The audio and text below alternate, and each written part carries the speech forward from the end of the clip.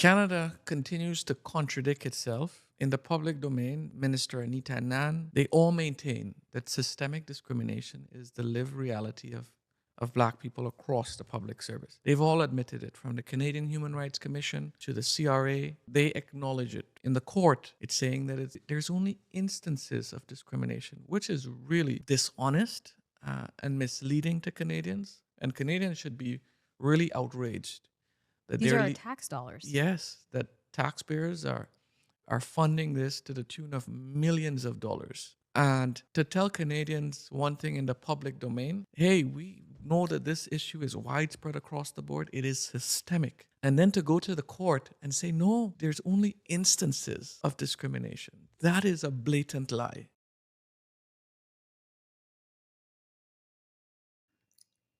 When we live in a country that's governed by a government that is willing to forfeit $10 million just to uh, continue discriminating just one set of people, and that is the Black race, then we know that if we belong to that particular ethnic group, then our plight and situation in this country is not a simple one.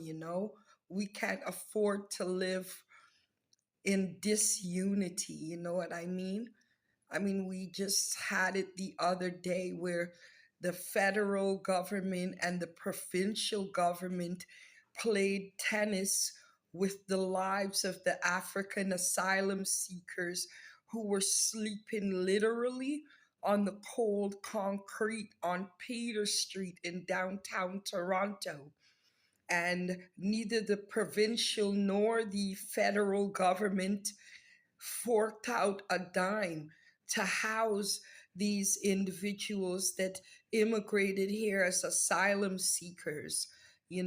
They'd rather leave them to live and die in which they did on the streets in the cold, yet they had no concerns about spending $10 million worth of my tax money and your tax money just to back up their lie, as Nicholas Thompson just shared with you, to back up their lies that discrimination is based on instances.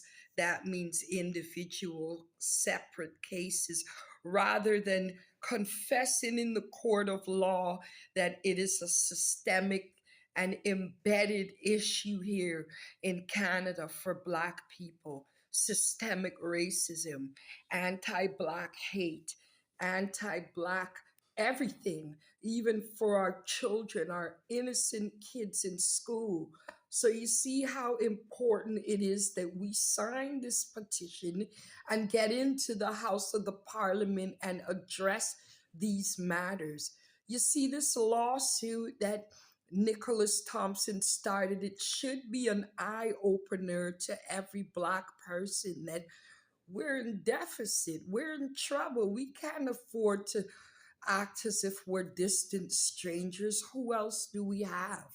So I'm asking you one more time, not just to the Black community out there, but any Canadian that believes in truth and rights, sign the petition today.